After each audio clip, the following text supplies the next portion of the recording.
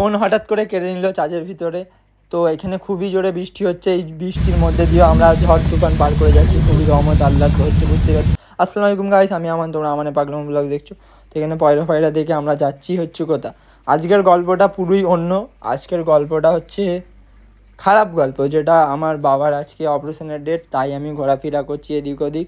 তো যেহেতু আমার বাবা ওটি রুমের ভিতরে আছে, ওখানে তো এতজনকে অ্যালাউ করবে না, তাই আমি একটু বাইরে ঘুরছি বলতে কাজেই ঘুরছি, সবসময় বেকার ঘুরি না। তো বেকার ঘুরছি বলতে এখানে রিপোর্ট করার তার এদিক ওদিক খুঁজে খাজে দেখছি, যেহেতু আমি সবই জানি, কম বেশি আমাদের পিজি খুবই যাতায়াত হয়, তো এইখানে আমার কম বেশি সবই জানা আছে। তো সত্যি কথা বলতে অনেকজন বলে টাকা ইম্পর্টেন্ট না, কিন্তু যখন বাড়িতে কারোর শরীর খারাপ হবে তখন বুঝতে পারবে টাকাটা ইম্পর্টেন্ট কি ইম্পর্টেন্ট না। তো অনেকজন অনেক কিছু জ্ঞান দেবে, টাকা কিছু না, টাকায় কিছু হয় না। তো সব কিছু টাকায় হয়, যেমন অনেকজন বলে বড় লোকদের টাকা আছে কিন্তু শান্তি নেই, এটা পুরোপুরি ভুল।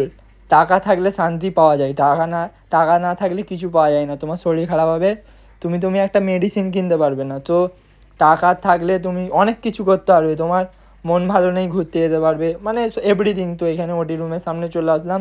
তো নেক্সট পার্টটা দেখতে হলে ফলো করো, লাইক করে, আমাকে সবাই ফলো করো।